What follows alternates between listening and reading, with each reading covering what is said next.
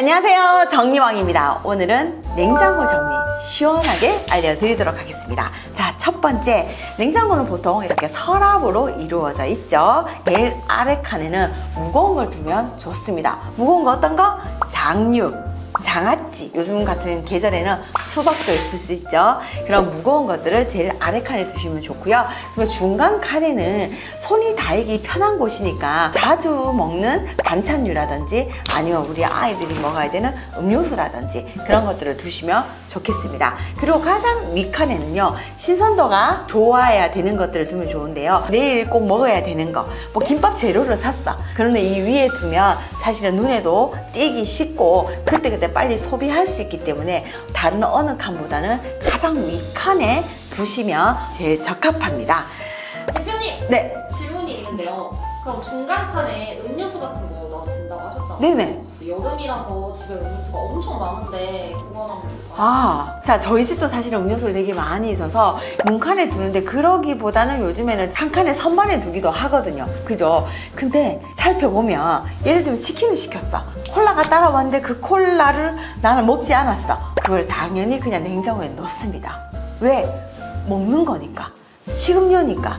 근데 여러분 잘 생각해 보십시오. 그렇게 다 넣다 보면 정말 필요한 거, 신선을 유지해야 되는 걸 넣지를 못합니다. 그런 거는 바로 넣지 않아도 되니까 다른 팬트리에다가 두시는 것도 좋습니다. 그러니 내가 소비할 수 있는 한 두세 개 정도만 냉장고를 놓으면 좋지, 우리 집은 편의점이 아닙니다. 계속해서 나올 수 있도록 쟁여놓지 마세요. 그러면 냉기가 순환도 안 되기 때문에 좋지 않습니다. 그리고 또 한 가지, 피자가 왔어요. 그러면 핫소스도 오고 뭐 케찹도 오고 뭐 많이 오잖아요. 안 먹을 수 있잖아요. 또 그거 어떻게, 문칸이 어딘가 낀가 놓게 되는 거죠. 그것도 한번 생각을 해보세요. 우리가 예를 들어서 롯데리아를 갔어. 케첩 어디서 갖고 오죠? 냉장고에서 가져오나요? 실온에 있잖아요. 그리고 그 설명서를 자세히 읽어보시면 모두 다 실온 보관으로 되어 있습니다. 우리는 그냥 익숙하게 먹는 거는 다 냉장고로 넣어야 된다는 그런 고정관념이 있어요. 그런 소스는 따로 보관을 해두시면 좋고 냉장실에 넣지 않습니다. 그러면 냉장실에는 뭐 채소라든지 우리가 먹어야 되는 반찬류를 넣는 곳으로만, 여러분 아셨죠? 자, 그러면 이제 선반을 지나서 문 쪽으로 한번 가보겠습니다.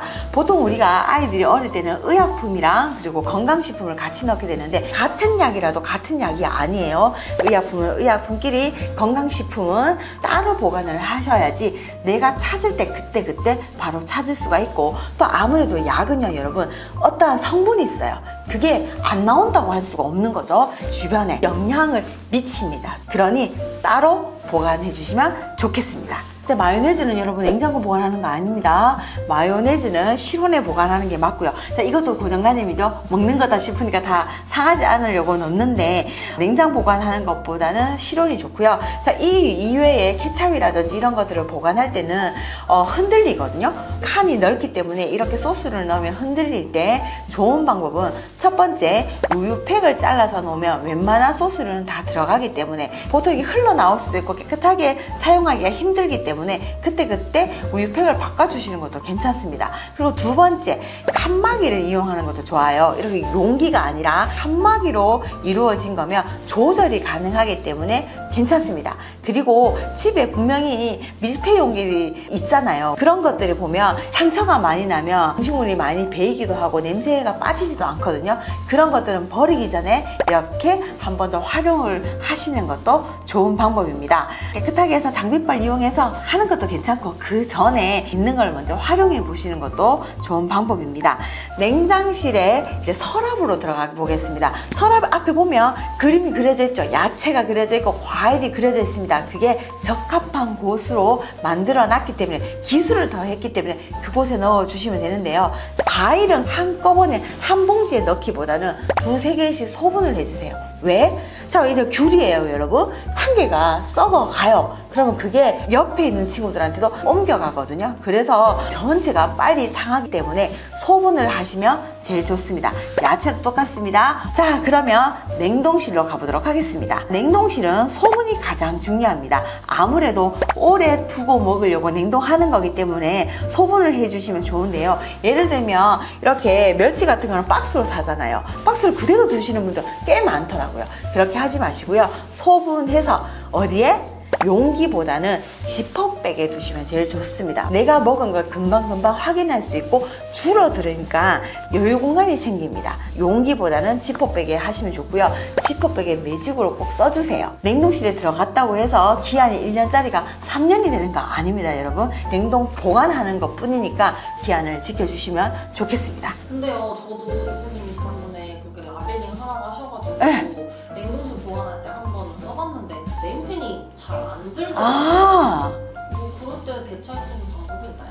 보통 그럴 때 라벨링도 있을 수 있죠. 근데 그거를 하겠다고 저는 라벨링 하는 것도 귀찮거든요. 라벨링 하는 것보다 요즘에 매직 중에서요, 물기가 있는데도 잘 쓰이는 그런 매직이 있더라고요. 요즘 정말 좋은 게 많이 나오죠. 제가 링크 걸어 드릴 테니까 여러분 한번 참고해 보시면 좋을 것 같습니다. 우리 아이들 물건에 물기 다 있는 물건들 많잖아요. 그런 거에 쓰기도 하고 또 잘 지워지는 것들이니까 한번 여러분들 필요하시면 구매해서 잘 활용해 보시면 좋겠습니다. 자, 그러면 냉동실은요, 보통 서랍으로 이루어져 있죠. 제일 아래 칸에는 오래 보관해야 하는 육류나 생선류를 보관해 주시면 좋습니다.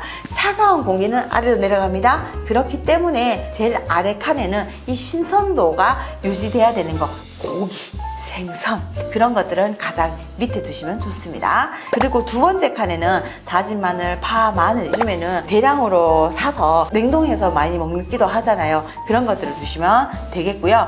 제일 위 칸에는 얼음이라든지 아이스팩, 아이스크림 같은 걸 두면 좋겠습니다. 왜냐면 빨리 소비되니까. 그러고 보니 냉동실과 냉장실 비슷하죠?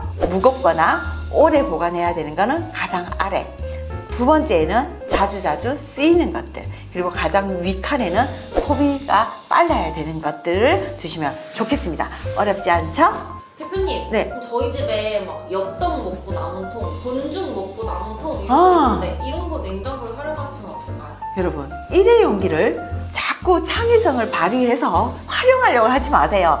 일회용기는 재사용보다는 그때그때 바로 소비하고 버리는 게 제일 좋아요. 근데 너무 아까운 거, 그거를 음식을 담아두는 것보다는 냉동실에 쓰이면 좋습니다. 뭐 청국장 같은 것도 괜찮을 수 있고요. 그리고 아까 말했던 다진 파라든지 이런 것들을 두시면 제일 좋은 것 같아요.